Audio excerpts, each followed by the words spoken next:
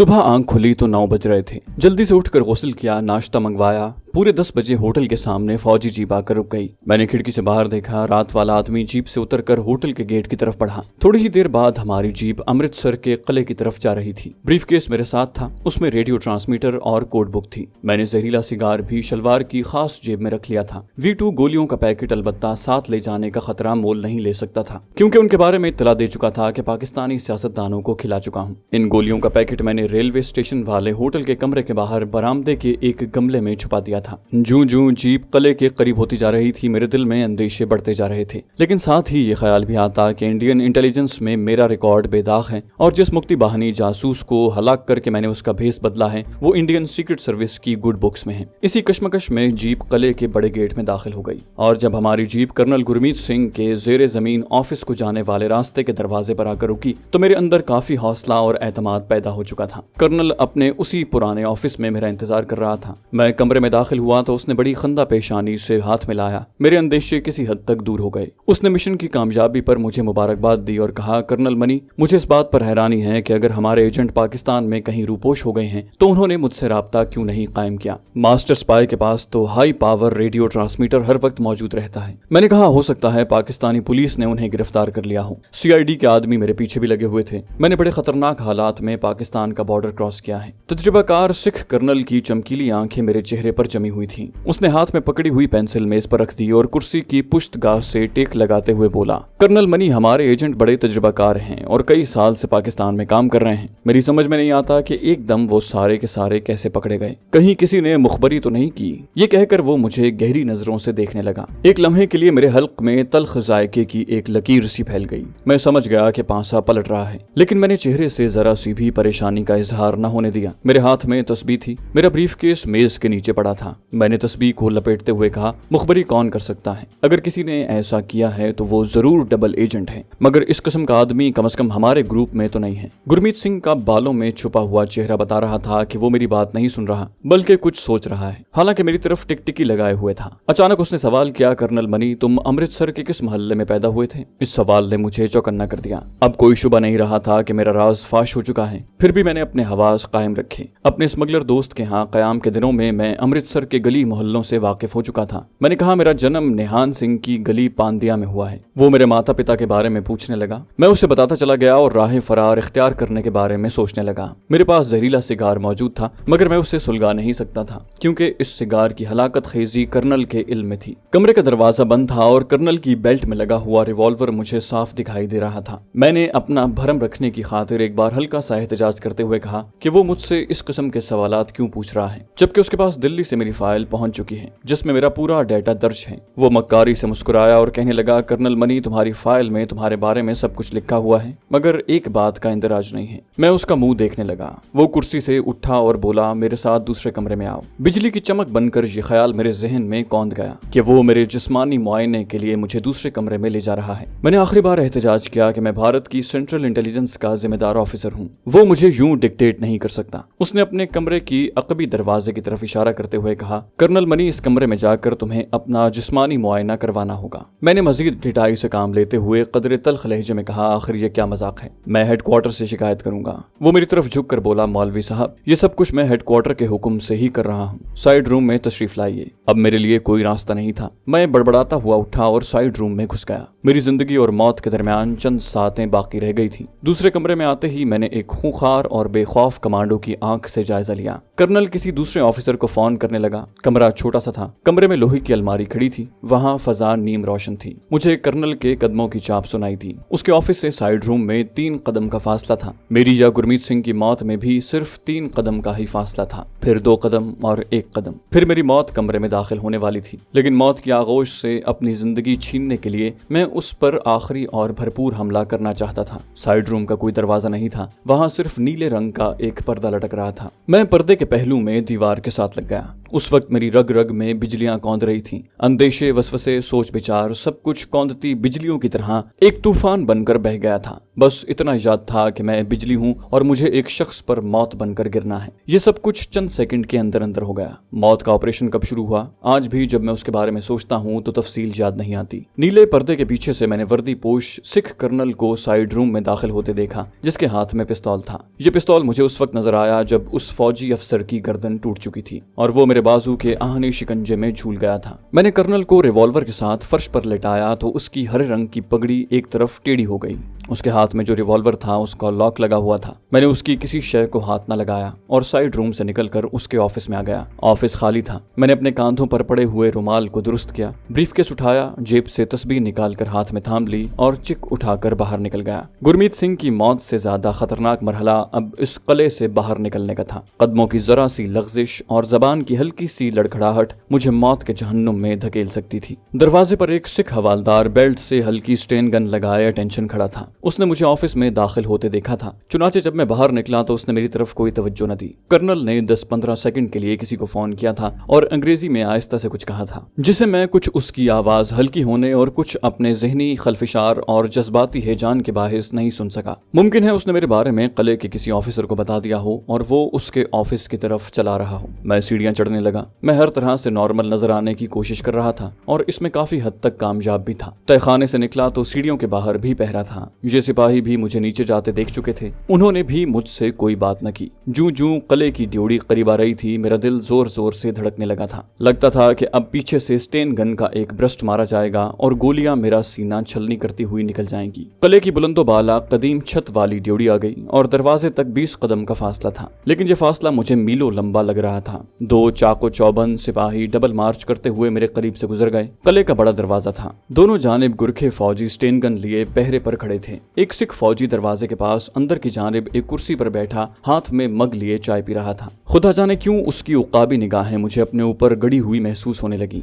करीब से गुजरते हुए मैं उसकी तरफ देखकर मुस्कुराया। उसने मुझे हाथ से रुकने का इशारा किया। मेरा जिस्म सुन हो गया, लेकिन मैं बदस्तूर मुस्कुराता रहा। वो मेरे करीब आकर पंजाबी में बोला, मौलवी साहब, मालिर कोटले में ड्यूटी लगी है। मैंने पंजाबी में जवाब दिया, हाँ सरदार जी, ड्यूटी लगी है। ड्यूटी जो करनी है चाहे जहाँ लग जाए। खुदा जाने उसने मुझे क्या समझकर ये जुमला कहा था। मुझे तो बस इतना मालूम था कि मालिर कोटला पंजाब की मगरबी सरहद पर एक ऐसी रियासत है जहां 47 के फसादात के दौरान एक भी मुसलमान शहीद नहीं हुआ था और जहां पंजाबी मुसलमान आज भी चैन से जिंदगी बसर कर रहे थे। वो बोला, मौलवी साहब, हमें मालूम है कि आपकी वहां क्या ड्यूटी लगी है। ऐसा करना कि जब रिपोर्ट करने वापस आओ तो मालिर कोटले से मेरे लिए देसी घी का एक कनस्तर लेते आना। रकम की फिक्र मत करना। मेरी जान पर बनी हुई थी। मैंने जल्दी से हामी भर ली और सत श्री अकाल कहकर किले के गेट की तरफ बढ़ा। पहरे पर खड़े मुसल्ला गुरखों ने मुझसे कोई बात न की। मैंने गैर इरादी तौर पर गेट से निकलते हुए गर्दन घुमाकर पीछे देखा। किले की ड्योढ़ी दूर तक खाली थी। इसका मतलब था कि कर्नल गुरमीत के साइड रूम में अभी तक कोई नहीं गया। किले से निकलते ही मैं दरख्तों में घिरी हुई पक्की सड़क पर तेज तेज चलने लगा। जहां सड़क घूमती थी वहां बड़े बड़े पत्थरों पर सफेदी की गई थी और फौजी ट्रैफिक के इशारों के सुर्ख निशान बने थे। मुझे पीछे से किसी गाड़ी के इंजन की आवाज सुनाई दी।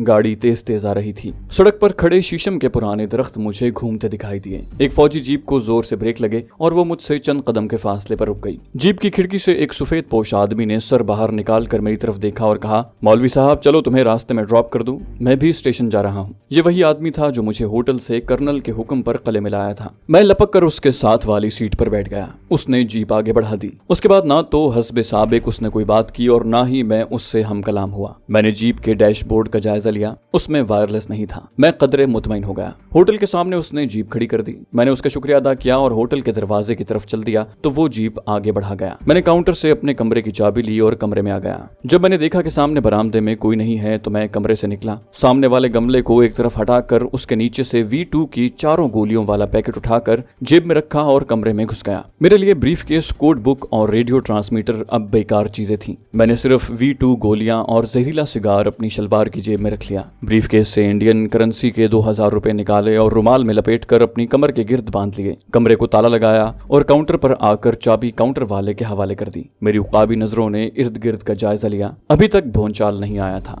सूरत हाल नॉर्मल ही थी। होटल से निकलते ही मैं सीढ़ियों वाले रेलवे पुल की तरफ जाने की बजाय उस अकबी सड़क पर आ गया जो कंपनी बाग की तरफ जाती थी। मैं उन तमाम सड़कों से शनासा था। सबसे पहले मैं अपनी दाढ़ी मूछ सफा चट करवा कर अपना हुलिया बदलना चाहता था। अब मुझे शिद्दत से किसी सवारी की तलाश थी। अभी तक कोई खाली रिक्शा तक मेरे करीब से नहीं गुजरा था। मैं कंपनी बाग के गेट के करीब पहुंच गया था। यहाँ काफी रौनक थी और खाली रिक्शे भी खड़े थे। मैंने एक सिख रिक्शे वाले को इशारे से बुलाया, उसमें बैठा और उसे 40 खो की तरफ चलने को कहा। 40 खो जीटी रोड पर रामतलाई के सामने वाले रेलवे लाइन के पार वाक़ था। ये जमीन में 40 कुएं खोद कर उन्हें बड़े बड़े ट्यूबवेल लगाए गए थे जो आसपास के इलाके को पानी सप्लाई करते थे। रेलवे फाटक पर मैंने रिक्शा छोड़ दिया और पैदल ही लाइन पार करके कच्ची सड़क पर चल दिया। मैं गांव मकबूलाबाद की तरफ जा रहा था। ये गांव रेलवे फाटक से मेरे अंदाजे के मुताबिक कोई 6 किलोमीटर के फासले पर था। सामने से 2 सिख भैंसे लिए चले आ रहे थे। उन्होंने मेरी मुसलमानों जैसी शक्ल सूरत को गौर से देखा और आपस में चेमगोइयां करते गुजर गए। मुझे अपने उस हुलिये से निजात हासिल करने की अहमियत का शिद्दत से एहसास होने लगा, क्योंकि आमतौर पर अमृतसर में ऐसे हुलिये के मुसलमान न होने के बराबर थे।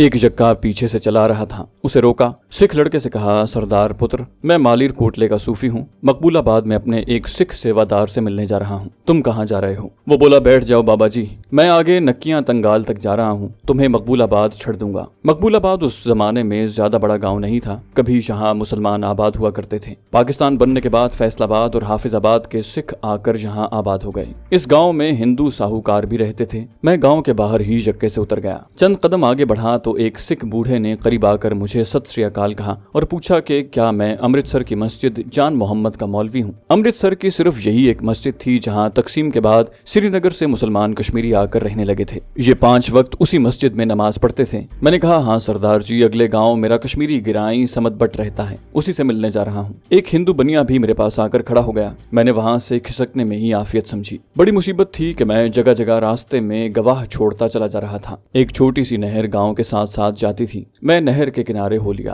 अब मैं इसी उम्मीद पर आगे चल रहा था कि जहां कहीं गांव के बाहर कोई हज्जाम नजर आ गया वहीं बालों का सफाया करवा लूंगा। मुश्किल ये थी कि ये सारे गांव सिखों के थे और सिखों के गांव में हज्जाम नहीं होते। चलते चलते मैं कच्चे मकानों वाले एक गांव के करीब से गुजरा तो देखा कि पीपल के एक दरख्त के नीचे दरी पर एक हज्जाम बैठा किसी हिंदू की दाढ़ी मूंढ रहा था। मैं कुछ फासले पर दरख्तों की ओट में बैठ गया। जब वो हिंदू बुढ़ा चला गया तो मैं हज्जाम के पास आ गया। ये भी कोई हिंदू ही था। दरख्त में कील ठोंक कर उसने छोटा सा आईना लगा रखा था। लकड़ी के दस्ते वाला एक उस्तरा और कैंची वगैरह पास ही पड़ी थी। दाढ़ी मूंढ कर वो हुक्का पी रहा था। मैंने उसे जाते ही 10 रुपए का नोट दिया और कहा, लाला जी, इस बखेड़े को साफ ही कर दो, और जेब से मजीद 10 रुपए का नोट निकाल कर उसकी तरफ बढ़ा दिया। थोड़ी देर बाद जब मैं उठा तो न सिर्फ मेरी दाढ़ी मूछें सफा चट थी बल्कि मेरे सर के बाल भी साफ थे। मैंने हज्जाम से कहा कि मैं जिस गांव जा रहा हूं वहां मेरा मालिर कोटले का एक भाई आड़त करता है। वो मेरी दाढ़ी के बड़ा खिलाफ है। सोचा आज दाढ़ी मूछ मुंडवा कर ही उससे मिला जाए। नाई 20 रुपए लेकर बेहद खुश था। मैंने ये बात इसलिए कही थी कि अगर मेरे पीछे पीछे पुलिस यहाँ पहुंच जाती है तो वो गुमराह हो जाए, क्योंकि मैंने वहीं से वापस जाने और मानावाला रेलवे स्टेशन से कोई ऐसी पैसेंजर ट्रेन पकड़ने का फैसला कर लिया था जो दिल्ली जा रही हो। मैं मेन रेलवे लाइन पर पहुंच गया। मानावाला स्टेशन अभी दूर था। फिर मैं रेलवे लाइन से हटकर खेतों खेत चला जा रहा था। मुझे एक छोटा सा मंदिर दिखाई दिया। मंदिर के साथ ही एक कोठरी भी थी। मैं उस मंदिर की तरफ चल दिया। एक खेत में पानी खड़ा था। मैंने खेत से कीचड़ लेकर अपने कपड़ों पर इस तरह मल लिया कि मालूम हो जैसे मैं फिसल कर खेत में गिर पड़ा था। मंदिर क्या था, बस एक चबूतरे पर छत डालकर जर्द झंडा लगा दिया गया था। नीचे कृष्ण महाराज की मूर्ति रख दी गई थी। कोठरी के अंदर से एक मोटी तोंद वाला पुजारी अपनी बोदी को गिरह देता बाहर आ गया।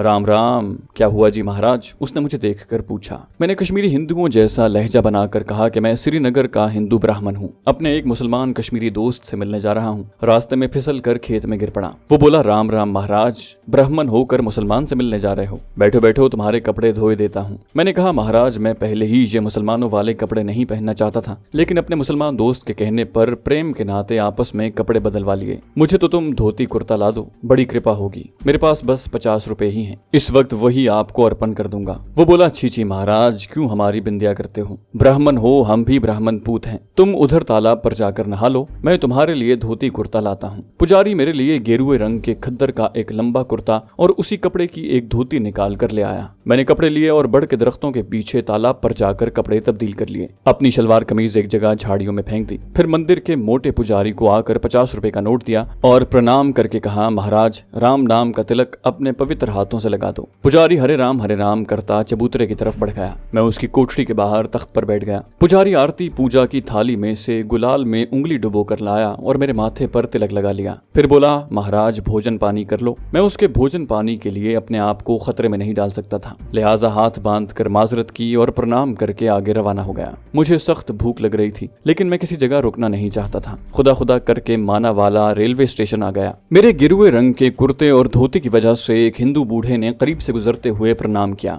सिख मुझे कोई अहमियत नहीं दे रहे थे। स्टेशन से बाहर मिट्टी के एक चबूतरे पर एक सिख ठंडे पकोड़े और दास कुलचे बेच रहा था। कुछ हिंदू सिख मुसाफिर उसके पास चबूतरे पर बैठे खा रहे थे। मैंने जाते ही जय राम जी की बाबा लोग कहा और बैठ गया। बाबा लोग, साधु को भोजन करा दो। छाबड़ी वाले सिख ने मेरी तरफ देखे बगैर एक गाहक को पकोड़ों वाला दोना पकड़ाते हुए कहा, भोजन मुफ्त नहीं है बाबा लोग। मैंने सिख को आशीर्वाद देकर कहा, हम वो साधु लोग नहीं जो मुफ्त का भोजन करते हैं। ये लो तुम 5 रुपल्ली पहले ले लो सरदार जी। नोट देखकर सरदार खामोश हो गया। जल्दी से मुझे 2 दास कुलचे और दोने में पकोड़े लाकर दे दिए। छोटे कुलचे थे। मैं 2-3 निवालों में चट कर गया। 2 कुलचे मजीद लिए, टीन के ग्लास में पानी पिया और हिंदू सिखों के रिवाज के मुताबिक उसे वहीं जमीन पर डाल दिया। फिर पूछा, जालिंधर जाने वाली गाड़ी कब आएगी बाबा लोग? मालूम हुआ कि गाड़ियां तो 2 आएंगी, मगर वो यहाँ नहीं रुकेंगी। पैसेंजर ट्रेन 5 बजे आ रही थी। मैं वहाँ इतनी देर नहीं ठहर सकता था। माना वाले से यक्के में बैठकर अगले गांव आ गया। यहाँ से एक छकड़े में करतारपुर जा पहुंचा। करतारपुर जरा बड़ा कस्बा था। जहाँ मुझे एक लारी मिल गई जो जालिंधर जा रही थी।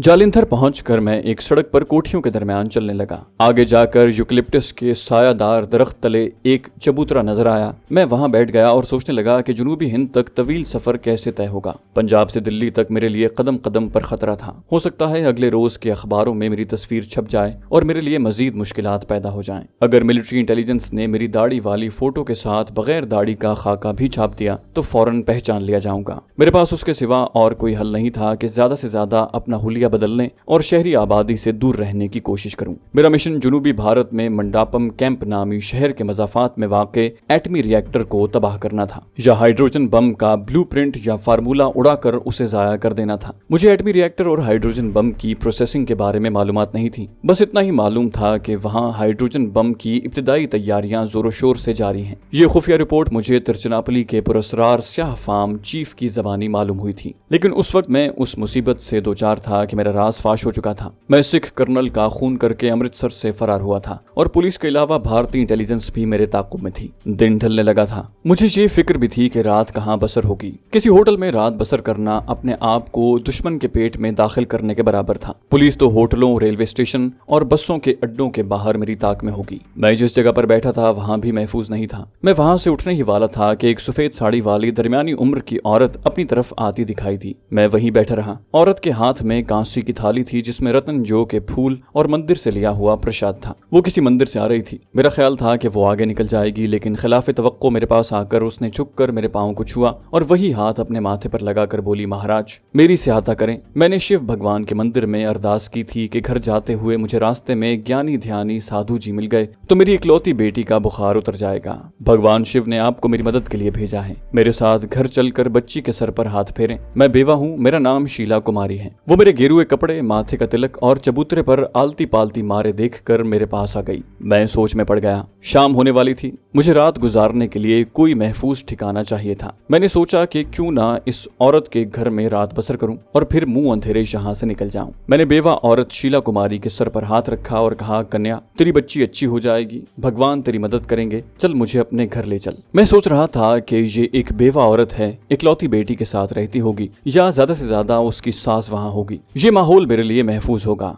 बेवा शीला कुमारी का घर एक छोटा सा क्वार्टर था और गली के कोने पर था। सहन में तुलसी का पौधा लगा था। ड्राइंग रूम सलीके से सजा हुआ था। दीवार पर उसके आनजहानी पति की तस्वीर लगी थी जिस पर गेंदे के फूलों का हार पड़ा था। साइड रूम में पलंग पर एक दुबली पतली 18-19 बरस की लड़की चादर ओढ़े लेटी हुई थी। उसका रंग जर्द था। तपाई पर दवाएं पड़ी थी। मैंने लड़की के माथे पर हाथ रखा। उसे बुखार था। इसका नाम बिमला कुमारी है। बाप की मौत के बाद उसने पढ़ाई छोड़ दी और एक दफ्तर में टाइपिस्ट है, लेकिन गुज़श्ता 20 रोज से इसका बुखार नहीं उतर रहा। बहुत इलाज करवाया, कीर्तन भी करवाया, मगर कोई फर्क नहीं पड़ा। मैंने शीला को तसल्ली दी और कहा, कन्या परेशान ना हो, शिव भगवान तेरी बच्ची को अच्छा कर देंगे। हम इसे एक घूंट पानी शास्त्रों के पवित्र खुफिया श्लोक पढ़कर हर 4 घंटे बाद देंगे। तेरी पुत्री का बुखार टूट जाएगा। शीला तो मेरे कदमों पर गिर पड़ी। 4 घंटों की बात मैंने इसलिए की थी कि मुझे इस खामोश घर में रात बसर करने का मौका मिल जाए। मैंने दिल ही दिल में सूरह इखलास पढ़कर पानी पर दम किया और बिमला को पिला दिया। फिर उसे आराम आराम करने का मशवरा दिया। शीला ने हाथ बांधकर दरखास्त की कि मैं रात उसके घर में बसर करूं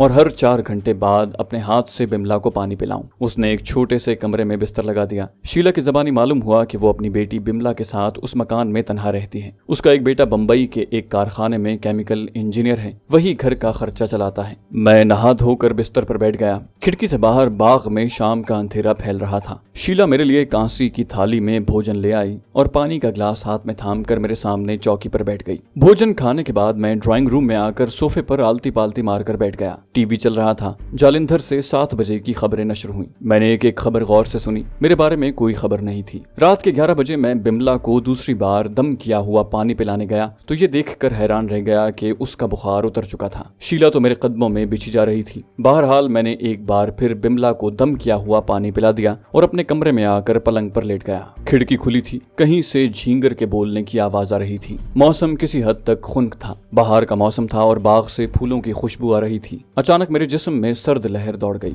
खिड़की में सलाखें लगी हुई थी, गोया मैं हंगामी हालात में वहां से बाहर नहीं कूद सकता था। मैं बत्ती बुझाकर लेट गया। मुझे नींद आ रही थी कि किसी के कदमों की चाप सुनाई दी। मैं एकदम से उठ बैठा। दरवाजे का पट आहिस्ता से खुला। खुली खिड़की से सितारों भरी रात की धीमी धीमी रोशनी अंदर आ रही थी। मैंने शीला को देखा कि वो कमरे में दाखिल हुई। उसने दरवाजा बंद करके अंदर से कुंडी लगाई और मेरे पलंग की तरफ बढ़ी। मैं पलंग पर उसी तरह बैठा रहा। शीला कुमारी, तुम आधी रात को आई हो, क्या बात है? बोली, महाराज, आपने मेरी बच्ची की जान बचाई है, मैं आपकी सेवा करने आई हूँ। मैंने कहा, जाओ जाकर आराम करो, हमें राम नाम का जाप करना है। शीला ने मेरे कदमों में सर रख दिया। मैंने उसे उठाया और कहा, हमारी आज्ञा का पालन करो शीला कुमारी, हम तुम्हारे लिए भगवान से अरदास करेंगे, जाओ जाकर सो जाओ। शीला ने मेरे पांव छुए और प्रणाम करके चली गई। मैंने खुदा का शुक्र अदा किया कि उसने मुझे कड़ी आजमाइश में डगमगाने नहीं दिया। मैंने अंदर से कुंडी लगाई और बिस्तर पर पड़ गया। चल चल कर थका हुआ था। बहुत जल्द नींद की आगोश में खो गया।